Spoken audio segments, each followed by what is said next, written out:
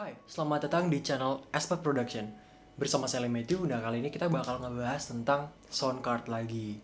Nah, kenapa kita ngebahas tentang sound card? Karena sound card yang kemarin kita bahas untuk Focusrite Scarlett itu di harga sekitar 2 jutaan. Nah, sekarang kita bakal ngebahas sound card yang di range harga 500 sampai 600 ribu rupiah. Gimana barangnya? Nah, ini barangnya.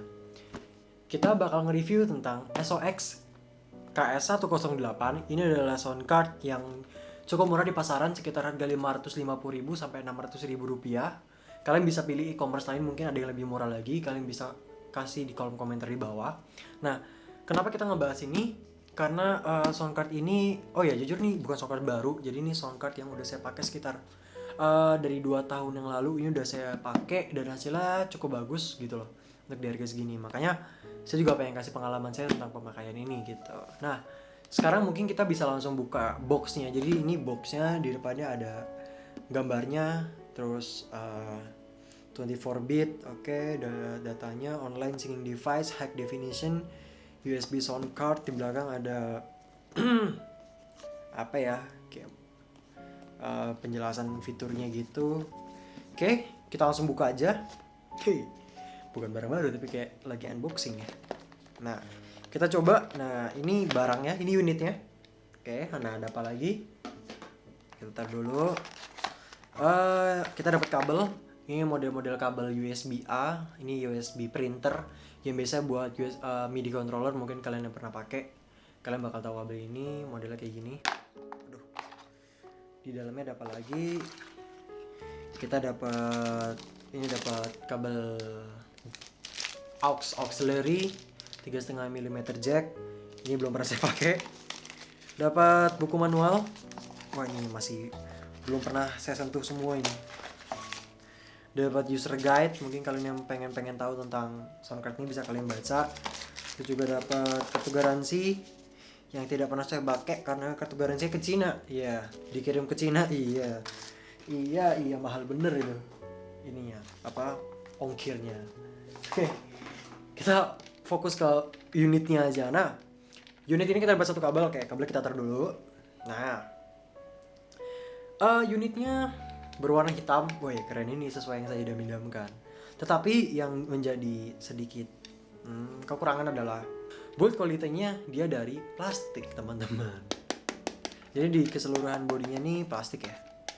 Kecuali untuk bagian pahat jacknya itu ya krom besi kuningan. Ini plastik semua dan puter-puteran juga plastik, terus padnya juga plastik. Nih, kalian mau dengar?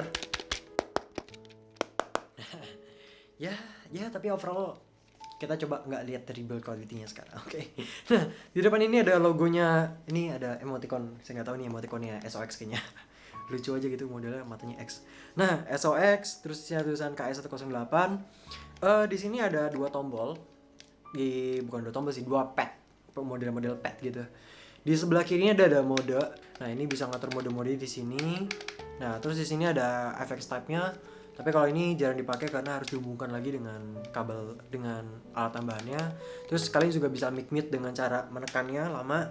Nanti mic-nya itu bakal mati dan mungkin yang hidup bakal musiknya doang. Misal kalian input ke komputer dan kalian nyalain musik, yang masuk cuma musiknya doang. Kalau kalian tekan lama lagi nanti bakal nyala lagi, mic-nya bakal mati gitu. Nah, di sebelah side, di sayap sebelah kiri, sayap sebelah kiri dong, ada preamp. Ada preamp. Cuma preampnya kurang lengkap, emang kurang lengkap. Dia cuma ada bass, ada low sama ada high doang. Nah, jadi di sini ada mic bass, ada mic tray, ya kan? Ada mic fall. Jadi mic bass itu buat ngatur bassnya, terus mic tray itu buat ngatur treble-nya, terus mic fall buat ngatur ke volume dari mic-nya atau gain-nya. Terus di sayap kanan, di sebelah kanan, itu ada untuk volume input. Ini untuk volume output. Jadi ada audience fall, ada music fall, ada earphone fall. Nah, jadi audience fall itu apa? Audience fall itu juga untuk nambah gain dari mic-nya. Jadi kalau audience fall dikecilin, suara mic-nya tuh maksimalnya tuh nggak seberapa besar sebenarnya, teman-teman, kalau saya coba ya. Jadi audience fall tuh kalau yang saya tahu, yang saya tangkap adalah untuk nambahin gainnya juga sebenarnya. Terus music fall. Nah, music fall ini apabila kalian mau rekaman, kalian mau streaming dengan kalian nyalain lagu atau kalian nyalain suara dari laptop, kalian mau reaction gitu kan, dan sekalian dari komputer kalian mau simpel aja. Jadi music volume bisa diatur, misalkan kayaknya suara mic gue kekecilan deh, ya udah berarti music volume dikecilin, suara micnya digedein gitu. Jadi ini enak sih, bisa manual, jadi modelnya kalian bisa secara leluasa untuk ngaturnya. Terus ada earphone fall. Nah, earphone fall ini untuk ngatur dari monitoring kalian. Nah, yang menjadi spesial adalah monitoring di sini dia punya dua. Jadi dia punya dua jack untuk monitoring. Yang pertama ada tulisannya HP, ada tulisannya sama line out. Nah, yang HP ini bisa sebenarnya dimasukin audio dari handphone kalian. Jadi dari handphone kalian dimasukin ke sini, terus kalian rekam, bisa. Cuma ini juga bisa jadi output, jadi bisa jadi input, jadi output.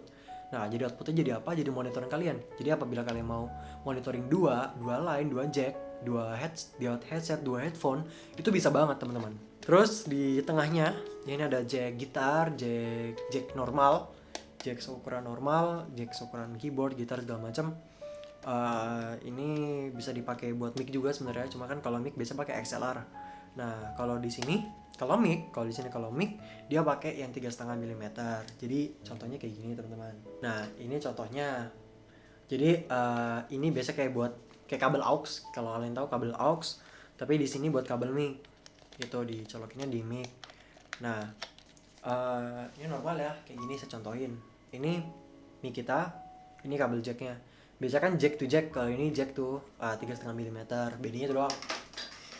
Oke. Nah, ini mic-nya ada tiga kalau sama jack, cuma kalau yang cuma buat colokan 3,5 mm cuma ada dua.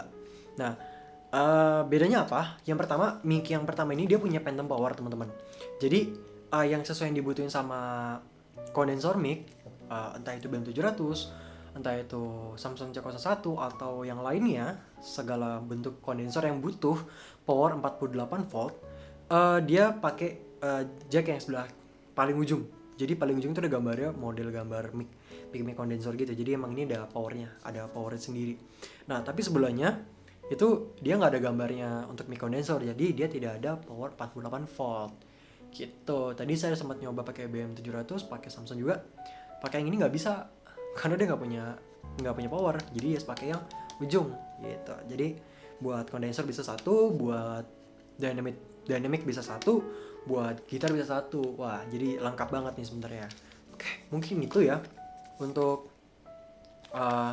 dari build quality dan fitur-fiturnya. Sekarang mungkin langsung kita cobain aja ya. Nah, oke, sekarang kita ganti DIY dulu karena tadi di studioan masih belum terdeteksi dan butuh beberapa waktu untuk mendeteksi dulu. Jadi kita balik ke Adobe Audition dulu, oke teman-teman. Sekarang saya udah masukin mic ini. Saya udah masukin mic ini ke dalam jack yang pertama ini. Kalau untuk mic dynamic seperti ini bisa kalian masukin ke port yang ini atau port yang ini. Jadi dia sama-sama masuk. Cuma bedanya untuk kondensor hanya bisa masukin di ujung aja. Gitu. Oke, sekarang kita coba record ya. Cek, masuk. Nah, kalian bisa lihat grafiknya. Cek, masuk, cek satu. Oke, sudah masuk ya teman-teman. Coba, saya mau monitoring di sini.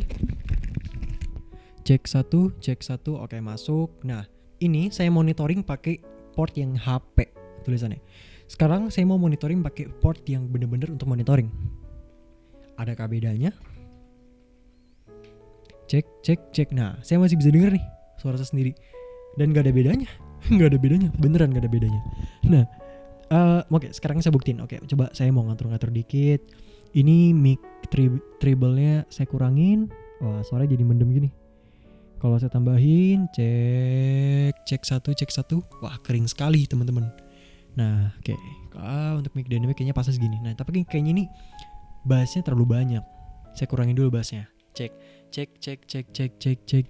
Nah, kalau kalian bisa pakai headset atau pakai headphone, itu bakal kedengeran. Cek. Nah, mungkin ini pas banget sih. Ini hasilnya dari untuk mic dynamic ini. Mic ini udah saya review, ada di sini, ada 3 part videonya. Itu video nge-review 3 mic di harga low, ada juga di harga mid-nya. Mungkin kalian bisa nonton setelah video ini.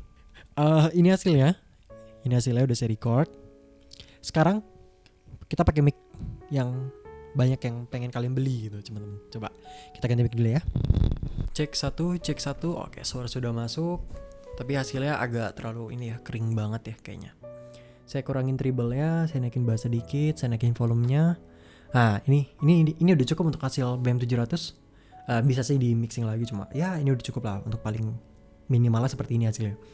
Nah, ini untuk mic BM700 karena tipe dekondensor dan dia butuh power 48 volt, maka saya kasih dia di ke jack paling ujung. Coba kita ganti jacknya.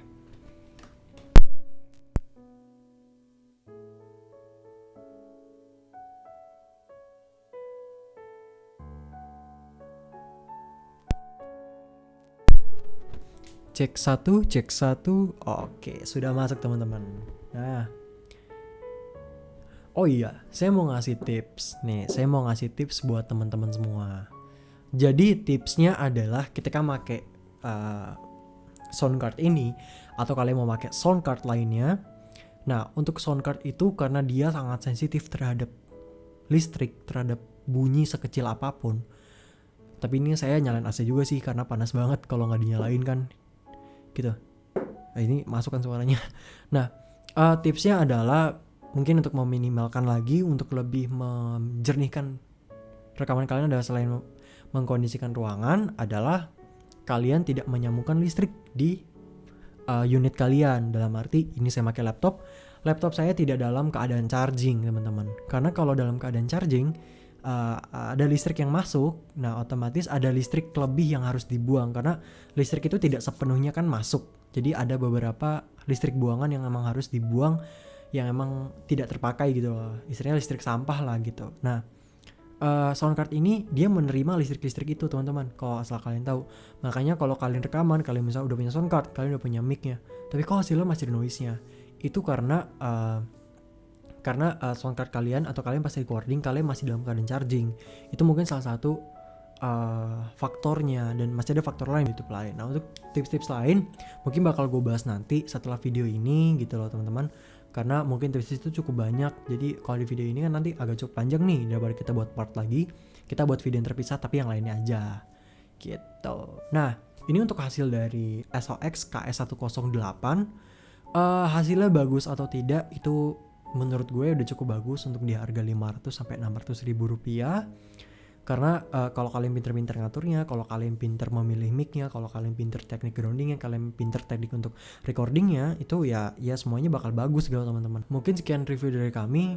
Buat kalian yang masih bingung atau kalian masih mau nanya-nanya, kalian bisa langsung komen di kolom komentar di bawah, atau kalian bisa langsung DM aja di Instagram gue yang ada di description box. Kalian bisa langsung tanya aja ke gue tentang apa. Ya moga-moga bisa gue jawab dan gue bisa tahu lah jawabannya apa gitu teman-teman. Nah, ada informasi penting nih. Hai semua, jadi sekarang kita bakal ngadain giveaway. Apa giveaway-nya? Kita bakal bagi-bagi sound card dari Tavaware. Ini adalah tipe VX.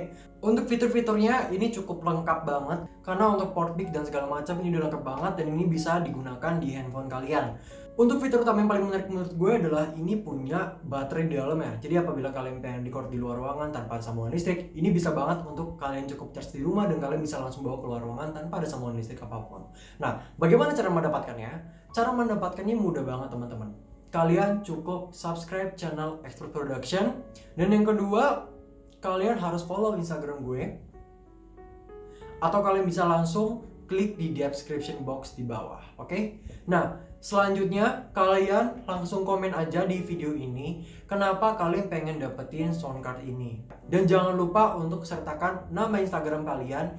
Ingat, jangan di private. Oke?